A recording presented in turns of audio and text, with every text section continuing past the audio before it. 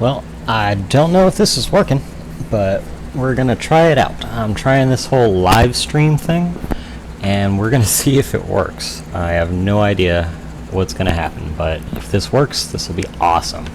Because this will let me get videos out to you a lot quicker than recording them, remuxing them, uploading them to YouTube, waiting for them to get converted. It takes a few hours, so this hopefully will work out a little bit better. So what we've got here for you today is part 2 of the magnetic scoop tutorial. We have a vessel that is pretty simple. I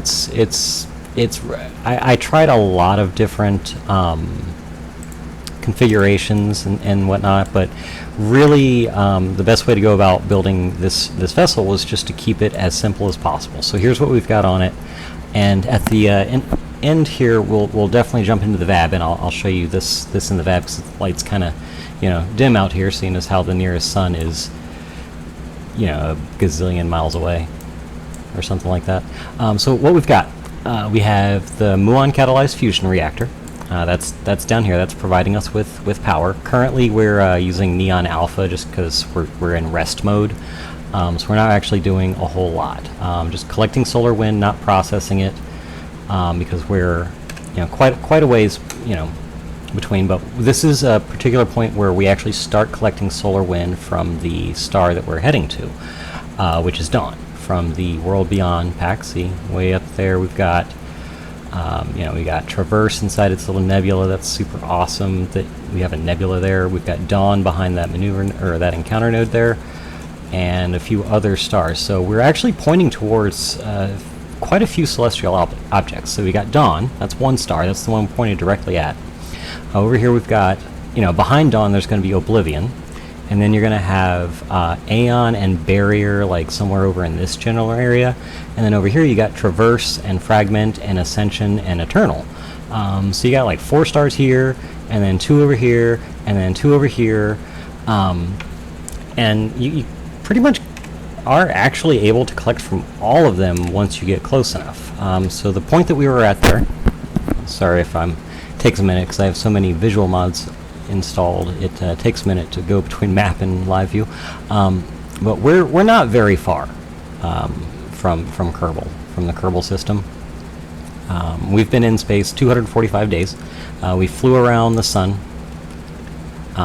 just kind of left Kerbin, went into a lower orbit around the sun that just kind of slingshot us straight out of the system. Probably not the most efficient maneuver, probably not the most scientific or mathy maneuver, but I wanted to get going out of the system really fast so I could make this video, so that's what I did. And we are cruising along at 500,000 meters per second towards Dawn, and we're still not going to get there for another 214 days for the encounter. And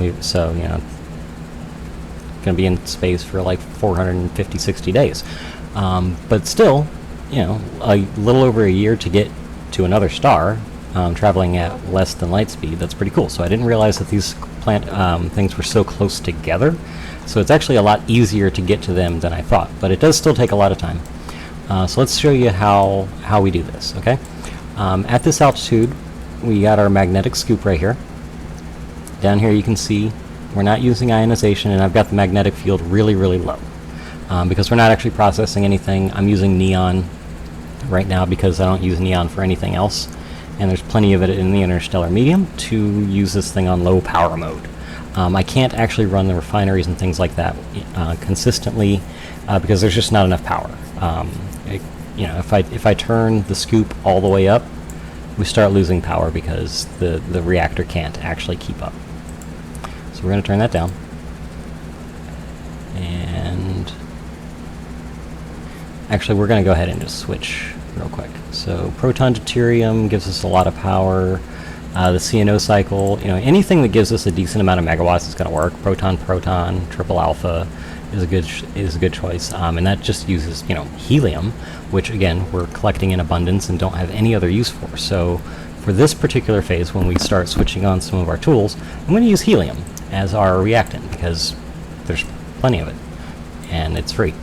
So we go there and we switch to helium. We move over here and we move our magnetic field back up, and actually power management, Yeah, I guess we actually don't have quite enough to do it with the helium.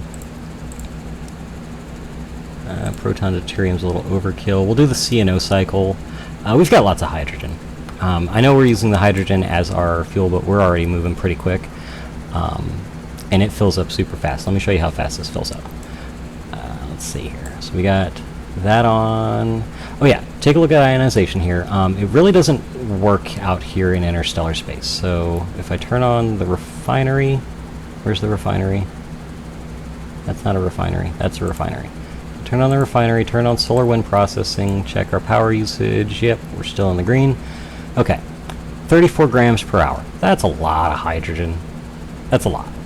It's tons. We're also getting 12 grams of helium, so, you know, a lot of fusion fuel to keep the batteries, or to keep the lights on. Actually, I didn't put lights on this, I should have.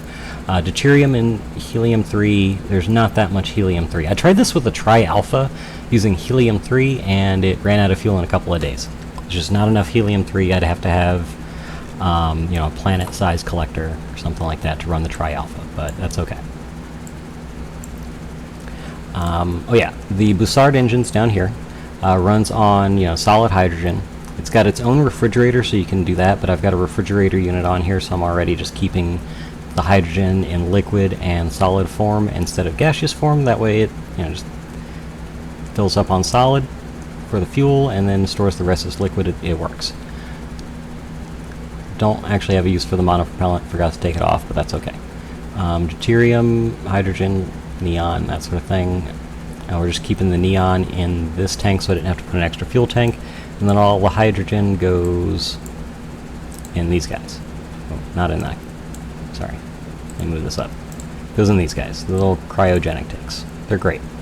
I got a bunch of them on there, and you can basically fill all of them up in like a day, just traveling out of the Kerbal system. So I fired my engines in, you know, near the sun, and then I turned them off, and then I pointed the scoop at the sun, turned off all other systems, and just collected, you know, hydrogen to fill my tank back up as I exited the system. And then once my tanks were full, pointed it at dawn, and fired until I ran out of fuel completely. And then turned the scoop back on, pointed at dawn, waited till I could collect, you know, more hydrogen, filled my fuel tanks back up, and I'm ready to fire again. And I'm still, you know, I'm going 500,000 meters per second. You know, 477, you know, kilometers per second is, you know, moving pretty quick. But we're going to go faster because this is going to take, you know, 214 days to get there, and we have more delta V than we know what to do with. So let's do that. We're going to leave this on, continue to collect 34 grams per hour. We're going to burn more than that, but we're going to continue to do that. We're going to actually change this to something different while we do the burn. Neon, no. Yeah, proton deuterium is actually... Well, no, we only have 3 days worth of deuterium. We're not going to do that. We have a lot of hydrogen, so I think it's safe to run the CNO cycle while we're burning the engine. So we're going to use nothing but hydrogen in this, but we're really not collecting enough deuterium for me to really justify using that while we're burning the engine. So I'm just going to turn this off. Just, you know, keep in mind 34 grams per second is what we're pulling in. Not a lot of radiators on this. This muon catalyzed fusion reactor doesn't produce nearly as, you know, it's pretty efficient. It's pretty good. So I've got, you know, about 3 gigawatts of power dissipation. We're not going to really be running at 3 gigawatts of power at any point in time, so we're good on this. Waste heat could be a little better. I could put bigger radiators on this. I could make this umbrella radiator bigger, honestly, is what I probably should have done. But honestly, it works. So let's go ahead. We're gonna point and fire. I'm just gonna turn it on full blast. So where are we at? Fusion engine, 135 kilonewtons even. It's using about 300 megawatts, I think. Yeah, 353 megawatts. Magnetic scoop's using 420 megawatts. The reactor needs about 210 to maintain fusion. So about a gigawatt of power is what is necessary for this thing to fire the engine at full blast, keep the reactor going, run the scoop, and process what the scoop is taking in. And you're at about a gigawatt with a little bit of power to spare. Notice that we are just cooking along, and our delta V is not really changing because we're just collecting all that hydrogen. We are burning it a little bit as we turn it into solid hydrogen, but we've got so much that this is going to take forever to run out. We can run this for days, and that's what we do. So let's go back to the map view real quick. As you can see, we're ticking down the minutes. So if you look at the dawn encounter as it goes to 47, 46, 45, we're just shaving off minutes here as we fire the engine in real time. Let's make sure we're pointed directly at the thing.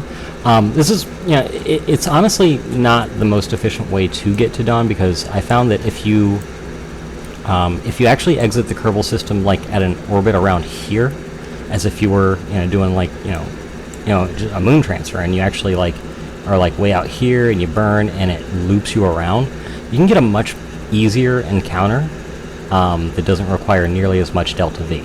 But you can also point at the thing and fire until your engines give you a straight trajectory, and that's a thing. It's totally a thing. So we're still firing. We're gonna go ahead and time accelerate. Remember, a lot of these interstellar engines that are meant for interplanetary travel have warp thrust, so you can time warp and still get thrust, which makes them beyond awesome. Alright, so we're going to go ahead and time accelerate.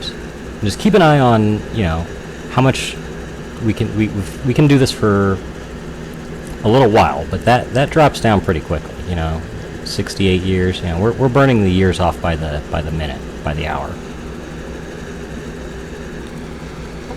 Just keep an eye on our fuel up here. Plenty of fuel, but we don't want to run out of hydrogen completely. Because we needed to run our reactor.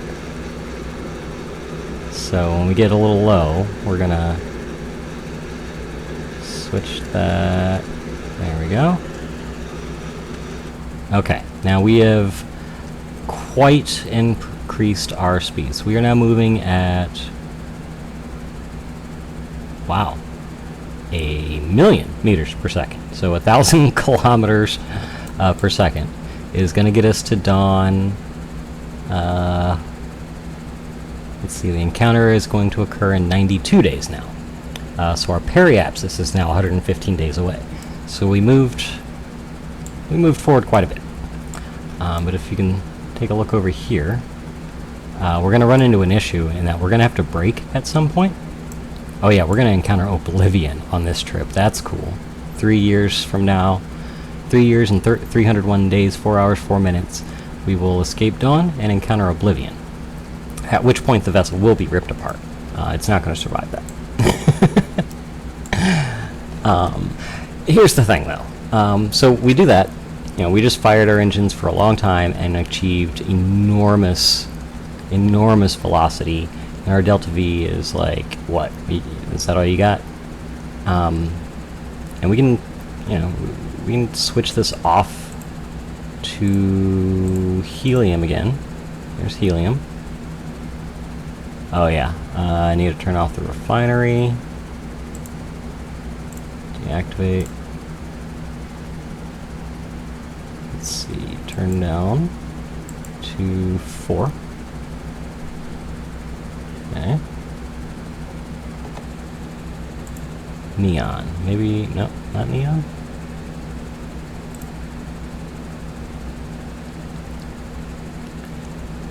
There we go. Charge that back up.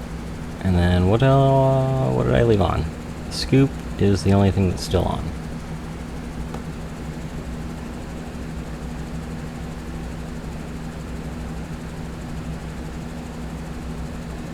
Okay. Alright, we should be good now. So we go into triple alpha. Yeah, tri-alpha should give us a little bit.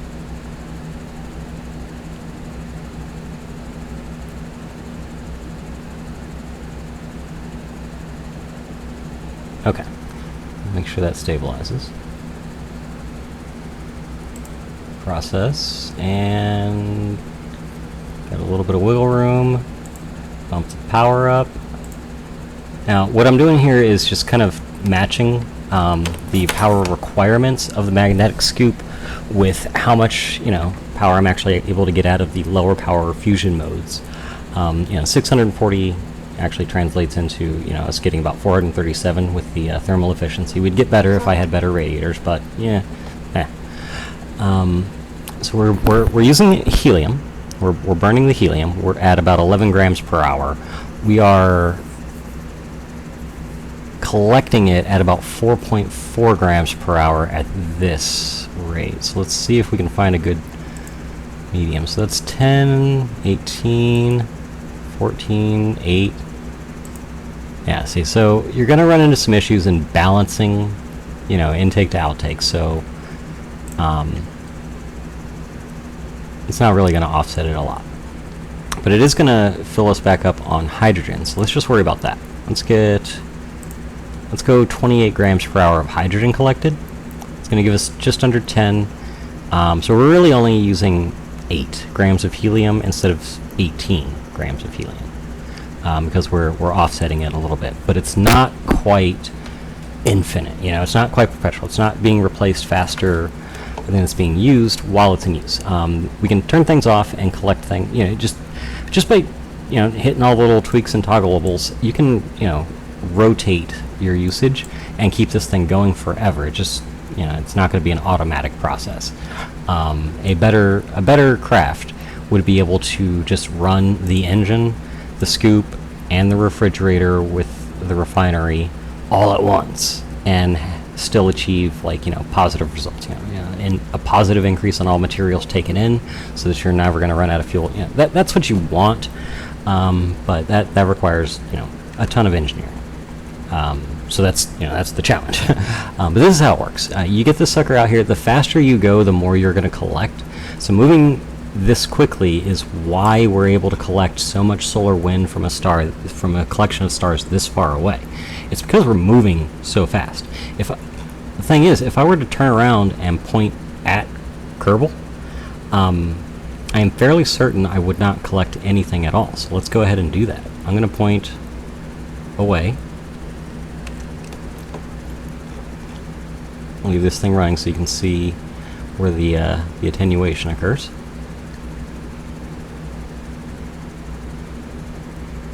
Look over here. Oh, not there. Yeah, over here you can see we are going to lose connection very quickly. Here it goes.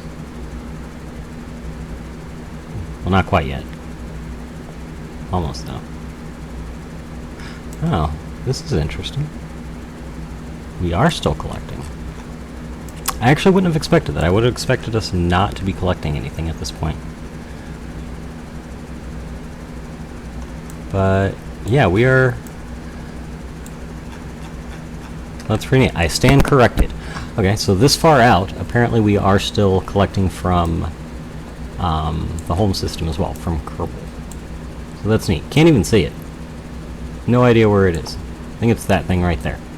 Probably not, though. And yeah, we are still collecting, so that's actually really neat. That's good to know. Decent amount. Decent amount.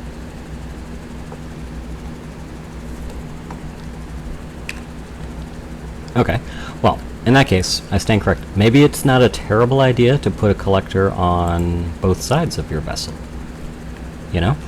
Like maybe if you build a vessel that has a magnetic scoop on the front and on the back, somehow, and doesn't get burned up by the Bussard engine firing, that would be a neat way to increase your production. So that's an idea. That's something you could do. Now here's the part though that makes this is why this is going to be a kind of a short video, because unfortunately I don't have any mod installed that makes time acceleration better. So the best I can do is that. Oh, I just ran out of fuel. It switched to proton. We're good. So let's see here. Yeah, it's still going to take forever to get there. Dawn encounters 78, 77, 76, 75, 74, 73. So we could you know, just sit here and stare at this for a while. We could. We definitely could. It's going to take an awful long time to get there. But it's still going to get there faster than one might expect. It's still, you know, it's like a little over a year. Yeah, it's not the worst. Oh, we're actually...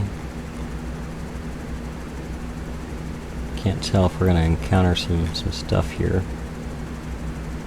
Yeah, we're about halfway now, so let's get about... Yeah, let's stop here. Anybody else see that unknown object thing pop up? Did I, like, pass a meteor in deep space? I don't know what that was. Was that a comet? That space debris? Did something fall off? I can't really tell. I should have put lights on this thing. Okay. Let's get a refinery window back up. Oh, yeah. 163 milligrams. That's actually kind of odd. Why are we getting less now?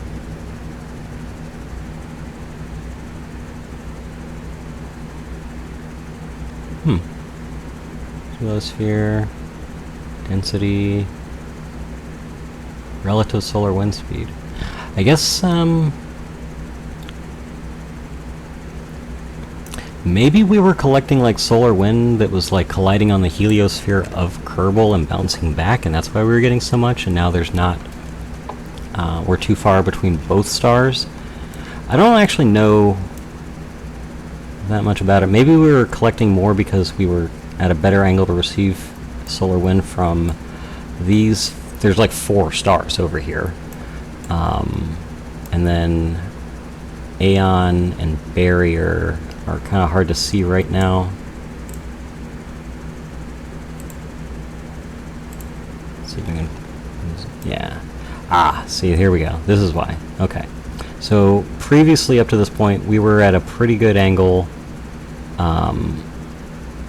where we were receiving solar wind from all of these. Now our view is a little attenuated, and it kind of puts these guys a little off. So I'm going to try something here real quick. And I'm going to point at Barrier and see if it does anything. No? Does not appear to change things. Okay.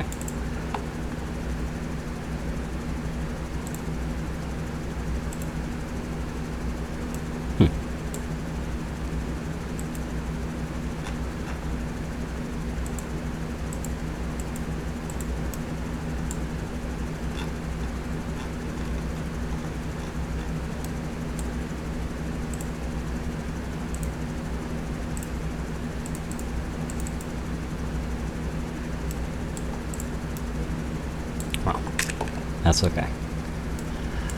So yeah, definitely more science and experimentation need to be done. I will be the first to admit I don't fully understand all the science behind the magnetic scoop.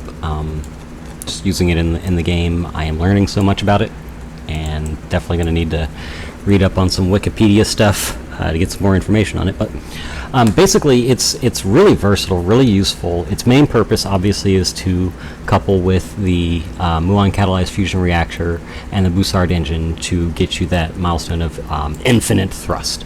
It's possible. It's definitely possible. I hope, if you take a look at this and you just kind of, see what the readings are here and what we're doing, what happens here.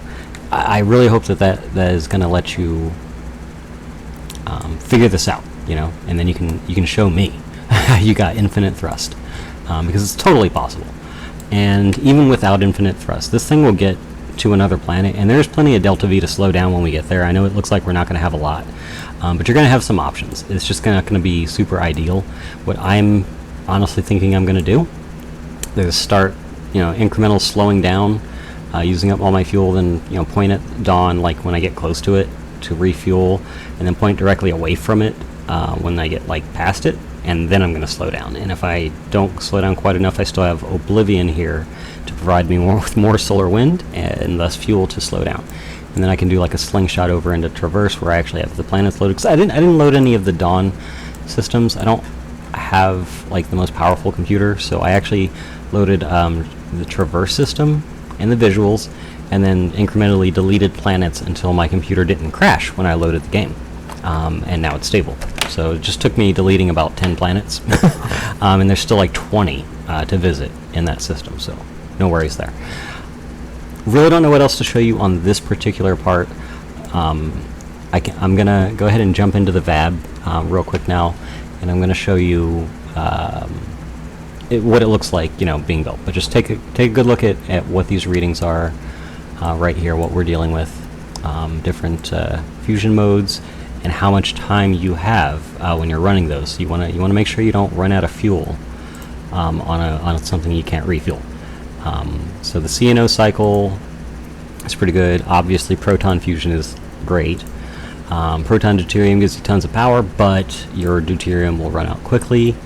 And then like neon and whatnot is good if you actually have it. It doesn't actually look like it wants me to switch into neon. Quite possibly because I don't have the fuel for it. But that's okay. So we'll do that. I'm gonna go ahead and turn refinery off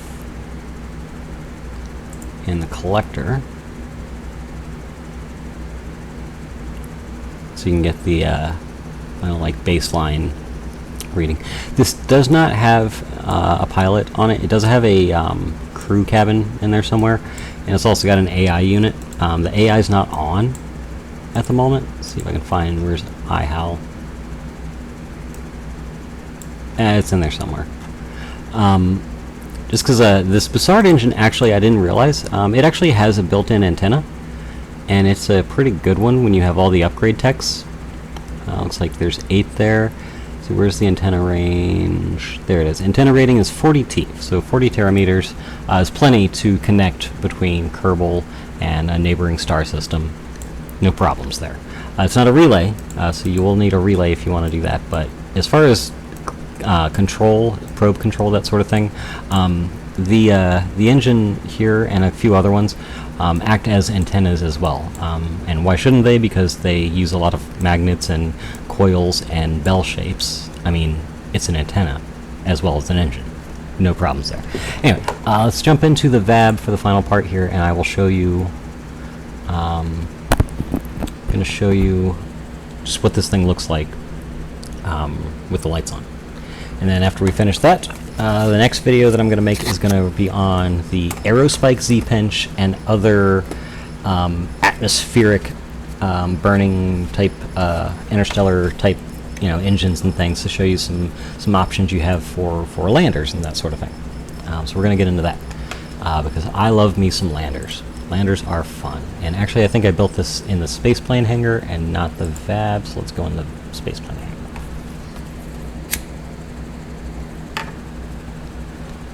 And again, I apologize for the long loading screens here. I'm going to get good at this video editing stuff. I'm using OBS Studio now. So it's free, open source. It's for Windows, Linux, and Mac.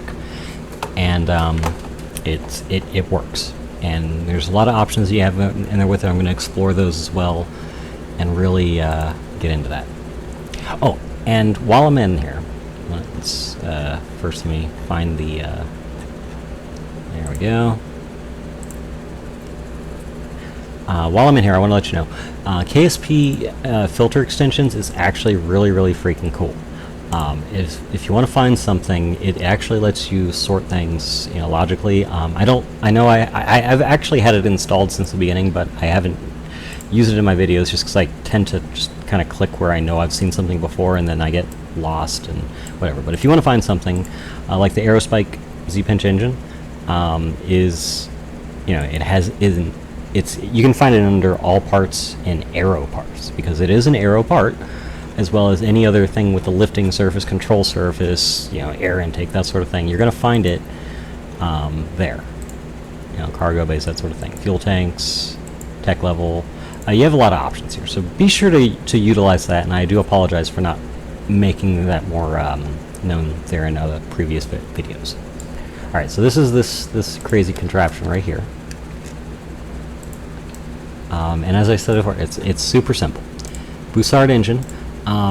You gotta, like, it has a weird way of connecting, so a lot of people take a look at this and they're like, where's the connection? That's weird. So you don't have to use it as your root part. I did just because I did.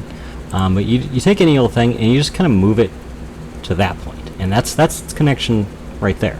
So no problem. It just sticks inside the reactor because of the type of part that it is and what it's meant to do. It's just representing, like, this. There's more to this than just the bell sticking out the end. There's actually, a miniature fusion thing going on here, which, requires other things to make it function. Okay. Big giant truss to separate things out so I can put the big giant radiator on. I scaled the refrigerator unit up to 375 so I can get a slightly higher yield. Obviously requires a little more power, but that's okay because I scaled the fusion reactor up to 3.1. That's an odd number, right? I did this because I was kind of trying to fine-tune it to not be too big, but still provide enough power to run all the systems when I needed it to run them. So this is kind of where I put it, based on my vessel. Your vessel, unless it's identical to this one, might want a different value. Bunch of these cryogenic tanks with the decoupler removed, since I'm not going to remove them. They're going to stay there. And then underneath the radiator is the crew cabin. Now, I definitely have to apologize here. I forgot that the Alcor capsule is not part of the stock game. I've been using it for so long, along with raster prop monitor and all the asset parts, that I can't really imagine playing my games without them. So I forgot completely that this is not a stock part, and so I uploaded a craft to the Steam Workshop that had this capsule as the command capsule, which obviously people that don't have that mod and connected mods installed aren't going to be able to do. So I really apologize for that. But definitely check it out. It still works in this game, and it's great for giving you that feel, because the inside is just so cool. The IVA is just wicked cool. And then we've got our magnetic scoop right here, 2.5 meters, and yeah, that's little control arms. Super simple vessel, super duper simple. 74.6 tons, but only 19 parts. And we've got about 14.8 gigawatts there of dissipation for a 7.63 gigawatt production. And as you saw, even that runs a little hot. So different vessels are going to have different success with that. Experiment, do those sorts of things. Trusty capacitor, I'm pretty much going to have these on all my vessels because I like them. They work. They're just super useful for those, like, when we were running out of power for fusion, that capacitor is why the vessel didn't just completely stop. Just to let you know, that capacitor is why I was able to do those silly things. Trust me. But yeah, check it out. Make one, try one, teach one. And then I'm gonna go ahead and get started on some lander type videos using engines, interstellar engines that can be used in atmospheres. Yeah. All right. Have fun, and I'll see you guys next time. Peace.